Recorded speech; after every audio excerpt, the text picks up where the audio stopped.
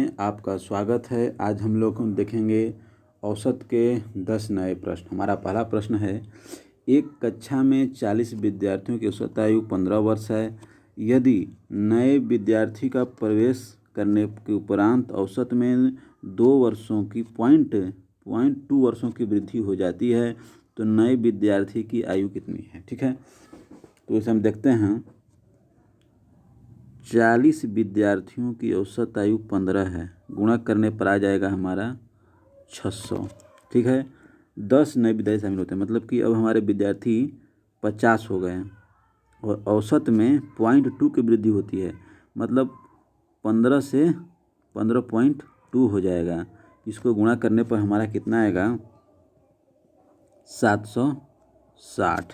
ठीक है, इसका अंतर लेंगे तो इसका अंतर हो जाएगा 160। तो नए विद्यार्थियों का औसत कितना होगा, तो 160 बटा में नए विद्यार्थी कितने हैं तो 10 से भाग देंगे तो कट जाने पर 16। तो नए विद्यार्थियों का औसत हो गया 16। ठीक है, हम देखते हैं अगला प्रश्न।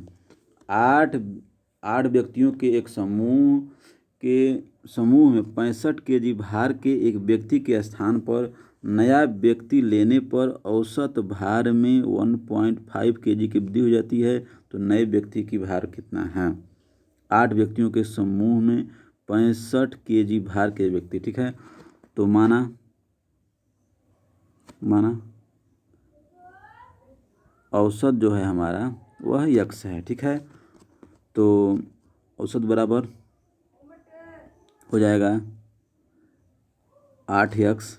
ठीक है, नया व्यक्ति y ले लीजिए, 8x और 65 केजी के भार के व्यक्ति के स्थान पर, मतलब कि ये व्यक्ति बाहर जा रहा है 65 प्लस इसमें y आ जा रहा है। ठीक है, अभी भी हमारा व्यक्ति जो हैं कितने हैं तो 8 हैं, बराबर 1.5 x से 1.5 की वृद्धि देखते हैं।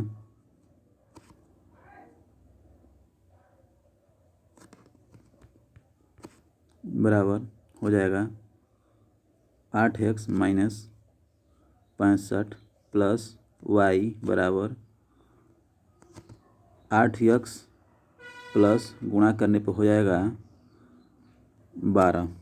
ठीक है, ये इधर इससे कट जाएगा, इससे ये 8x से 8x कट जाएगा, बराबर हो जाएगा y बराबर 12 माइनस जाएगा तो प्लस हो जाएगा, प्लस 65 बराबर आ जाएगा 77 केजी। हमारा अगला प्रश्न देखते हैं। 5 व्यक्तियों में से एक 60 किलोग्राम भार वाले के स्थान पर नया व्यक्ति आने से औसत भार में 1 किलोग्राम की वृद्धि हो जाती है तो नए व्यक्ति का भार। सेम वैसे ही क्वेश्चन है। ठीक है, तो औसत हमारा हो गया x और नया व्यक्ति हो गया y। ठीक है, तो औसत बराबर हो जाएगा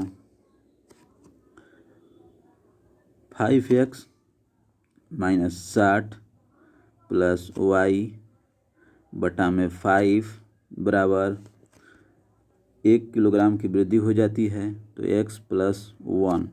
ठीक है, आगे देखते हैं। 5x माइनस 60 प्लस y बराबर 5x प्लस 5। ठीक है, इस 5 से ये 5 कट जाएगा, y बराबर हो जाएगा 5 प्लस 60 बराबर 65 केजी। अगला क्वेश्चन है, 36 छात्रों के समूह की औसत आयु 14 वर्ष है। शिक्षक की आयु सम्मिलित किए जाने पर औसत आयु में 1 वर्ष की वृद्धि हो जाती है तो शिक्षक की आयु क्या है। ठीक है, ये देखिए 36 छात्रों की औसत आयु, सॉरी ऐसे नहीं, 36 छात्रों की औसत आयु 14 वर्ष है। इसे हम यदि हम गुणा करेंगे तो 14 छके 84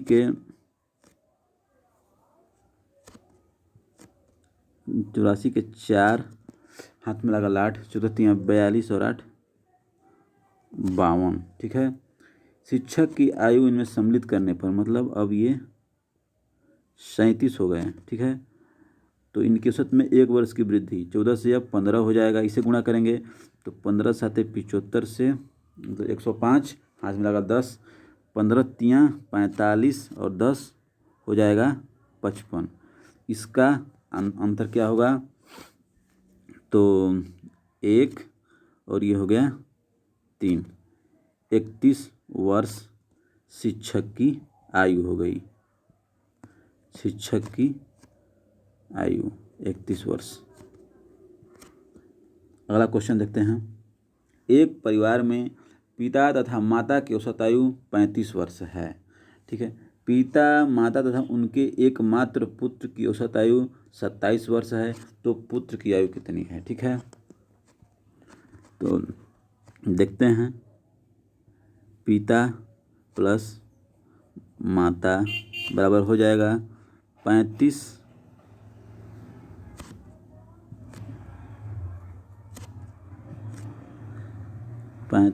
गुना 2 बराबर 70 वर्ष। ठीक है, पिता माता पुत्र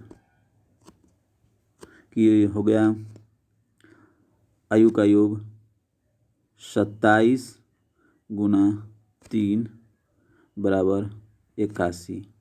इन दोनों का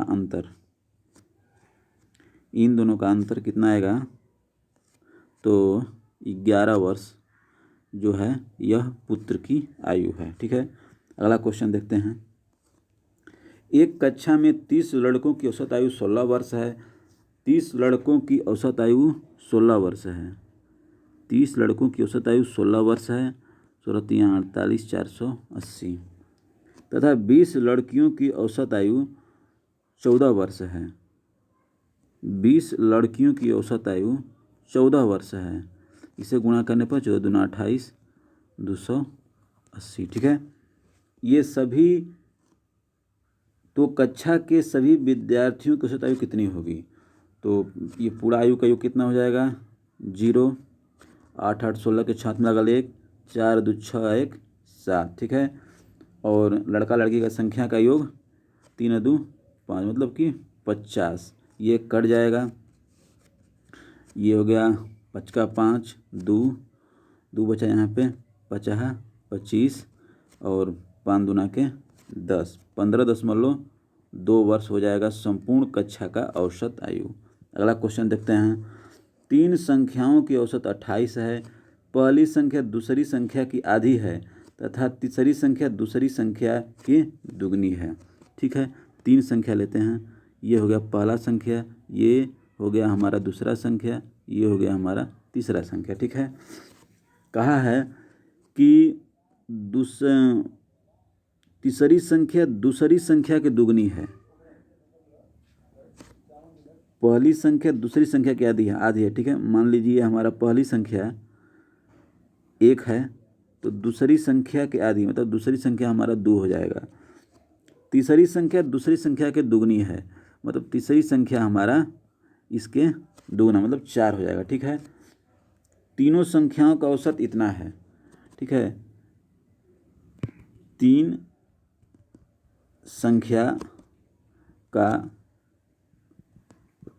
औसत हमारा 28 है। ठीक है, तो योग बराबर हो जाएगा 28 गुना 3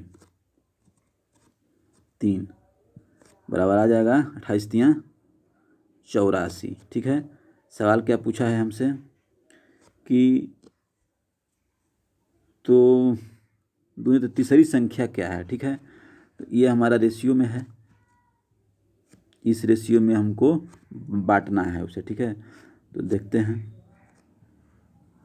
तो 84 आ गया हमारा योग। तो 84/7 गुणे ये हो गया क्या 4।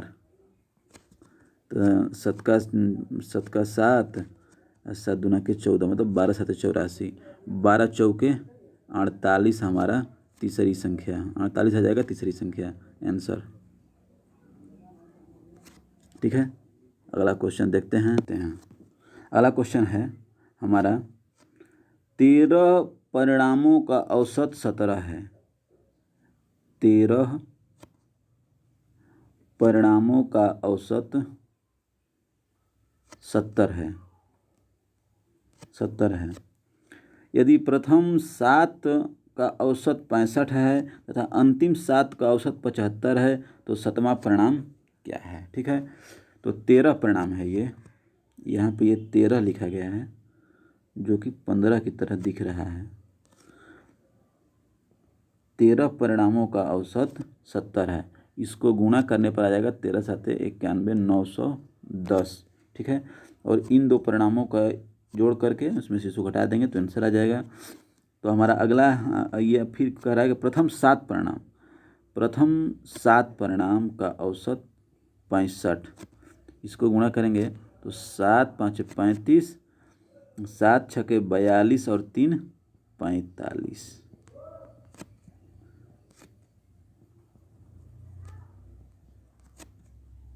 7 6 42 3 45। ठीक है, अंतिम 7 परिणामों का औसत 75 है। 50 25, 5 7 35, 7 7 7 5 35 के 5 3 7 49 और 3 52। सॉरी, इसको जोड़ेंगे 5 5 10 के 0 1, 5 2 7 1 8, 5 4 980। इसका अंतर हमारा आ जाएगा 7वां परिणाम। तो इसका अंतर कितना हो जाएगा 70।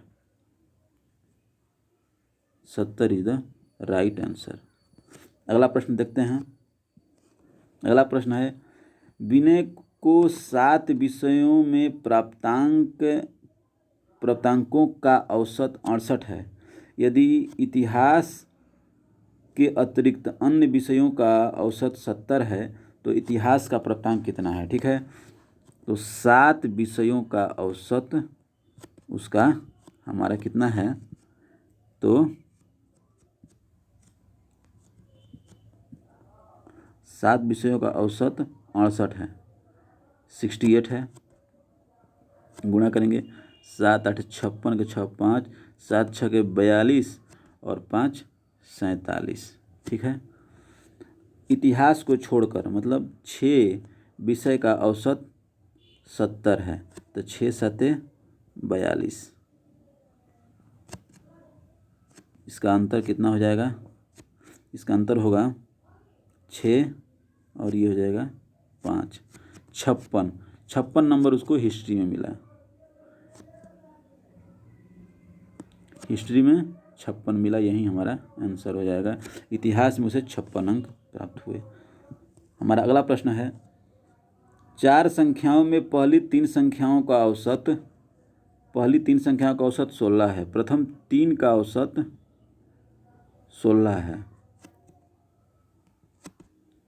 हो जाएगा 48। अंतिम 3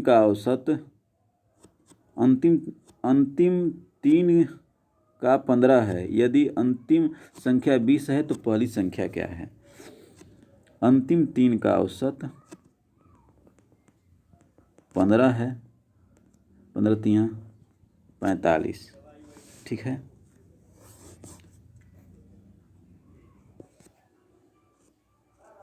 इसे हम लिख सकते हैं a + b + c बराबर 48 और अंतिम 3 मतलब कि b + c + d बराबर हमारा हो गया 45।